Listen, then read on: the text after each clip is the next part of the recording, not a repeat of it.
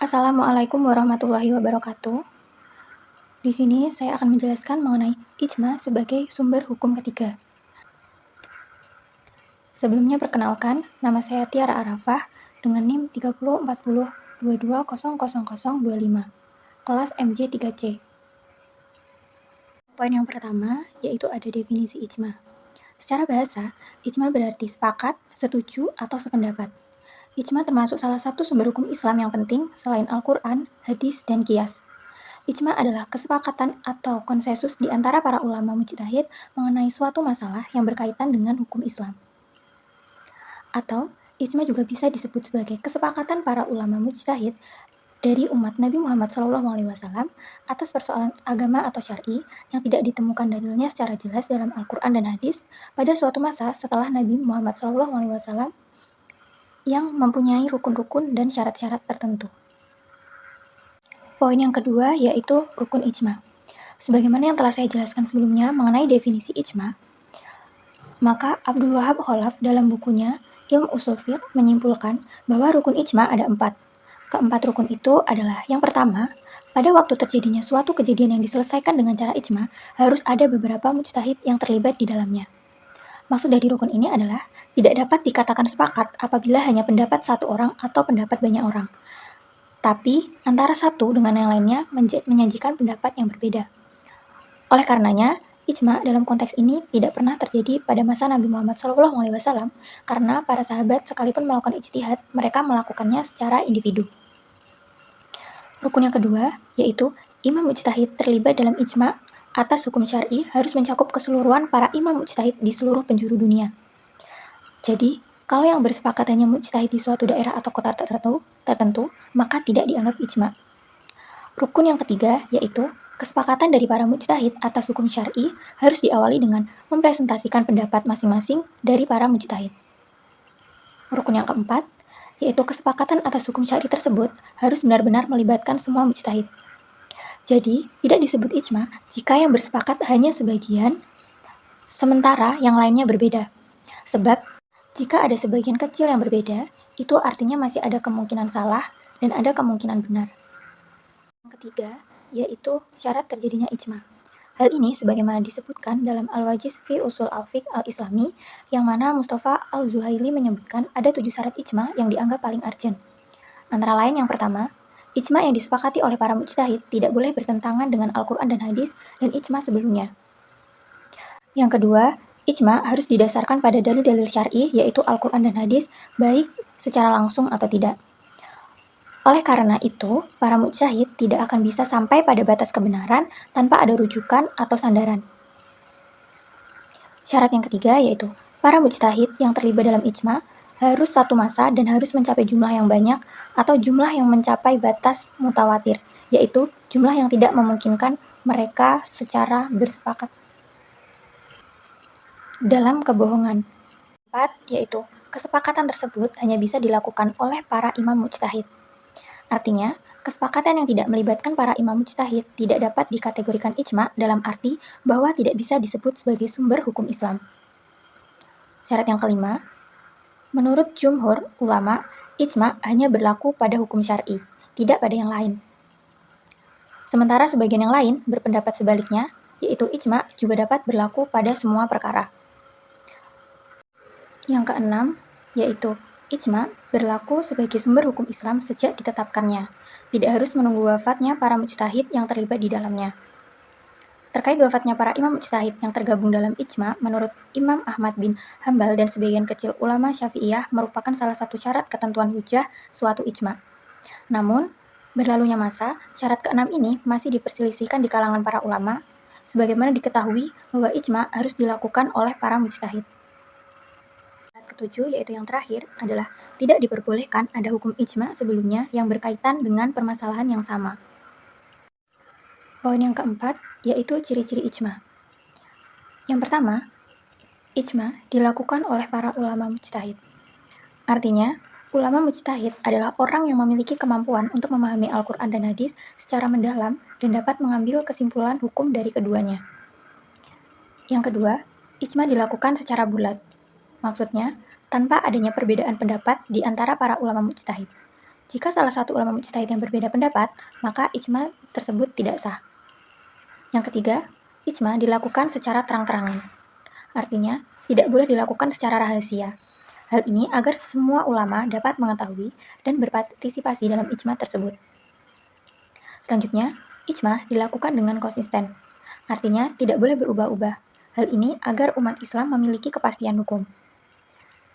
Dan yang terakhir, ijma dilakukan berdasarkan ijtihad yang benar.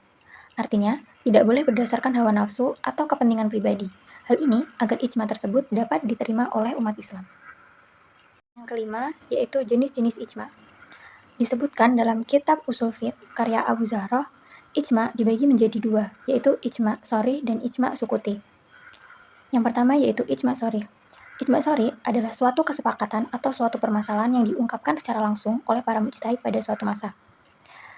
Jadi, misalnya jika dihadapkan pada mereka suatu permasalahan yang tidak ada dalilnya dalam Al-Quran secara jelas, kemudian satu di antara mereka menyikapi permasalahan tersebut dan diikuti oleh yang lain dengan sikap yang sama, hingga terjadi sebuah kesepakatan di antara mereka atas permasalahan yang dihadapkan.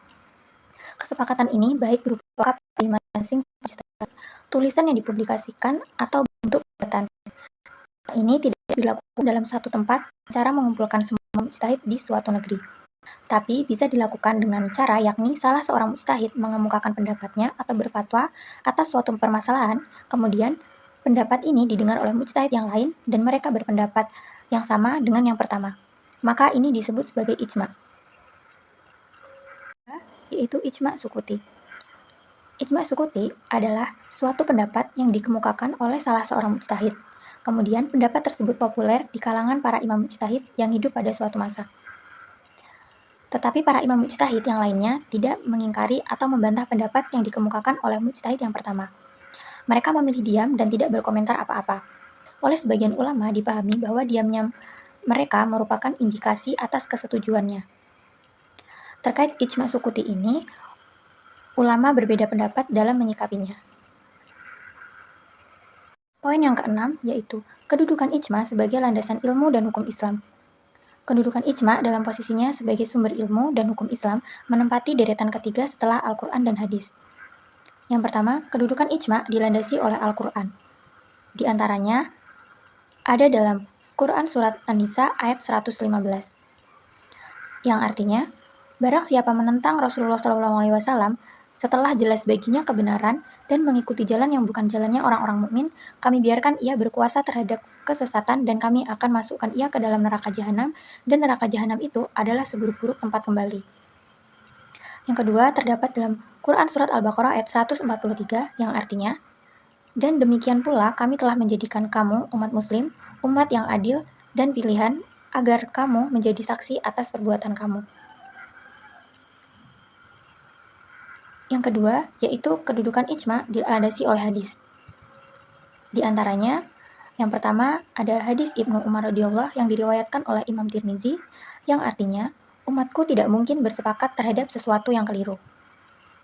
Yang kedua, hadis Muawiyah Ibnu Abi Sufyan radhiyallahu yang diriwayatkan oleh Imam Bukhari dan Imam Muslim, yang artinya, senantiasa segolongan umat membela menentang kebenaran dan tidak akan membiarkan mereka, orang-orang yang menentang mereka.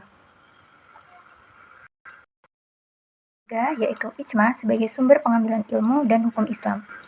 Alasan menjadikan ijma sebagai sumber dalam pengambilan ilmu dan hukum Islam adalah yang pertama, Imam Al-Syafi'i pernah ditanya mengapa beliau mengikuti ijma.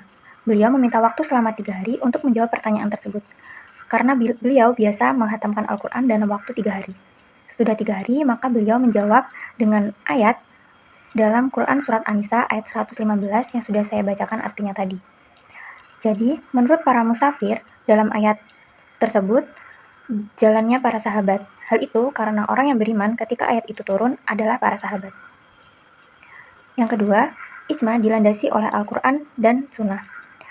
Para salaf soleh tidak berijma kecuali di atas dalil yang sahih. Ibnu Taimiyah mengatakan, ijma yang kuat adalah ijma'nya para salaf saleh, karena setelah mereka sudah banyak pertentangan dan perbedaan pendapat, dan umat sudah terpencar ke beberapa negeri. Yang ketiga, mustahil manusia dapat bersepakat di atas kebatilan. Rasulullah SAW bersabda bahwa umatku tidak akan bersepakat di atas suatu kesesatan. Ini bukan berarti bahwa umat Nabi Muhammad SAW itu tidak ada yang melakukan kesepakatan. Tapi yang dimaksudkan adalah bahwa kalau ada di antara umat ini melakukan kesesatan, maka tidak mungkin semua umat ini 100% setuju pada kesesatan itu. Akan senantiasa ada satu kelompok yang menentang hal kesesatan itu. Sehingga kesimpulannya bahwa umat ini tidak mungkin sepakat kecuali di atas kebenaran. Oleh karena itu, ketika seseorang ingin digolongkan dalam golongan firqatun najiyah, hendaknya dia mengambil ketiga sumber ini dalam membentuk akidahnya. Dan poin yang terakhir, yaitu hukum mengingkari ijma. Terkait hukum mengingkari ijma, maka Syekh Salih bin Fauzan Al-Fauzan berkata, hukum orang yang mengingkari ijma secara mutlak ini adalah kafir, keluar dari Islam. Tetapi orang yang menyangkal beberapa bentuk ijma, maka dirinci perkataan atau pendapatnya. Apakah itu benar atau salah? Apakah betul yang dia ingkari itu ijma atau bukan? Adapun orang yang menyangkal ijma dalam Islam, seperti ijma dalam masalah kewajiban akidah, tauhid, haramnya riba, haramnya zina, dan beberapa hal yang jelas hukumnya dalam Islam secara umum, maka hukum orang tersebut adalah kafir. Cukup sekian yang dapat saya sampaikan mengenai ijma sebagai sumber hukum ketiga. Kurang lebihnya apa yang saya sampaikan saya mohon maaf. Semoga bermanfaat. Wassalamualaikum warahmatullahi wabarakatuh.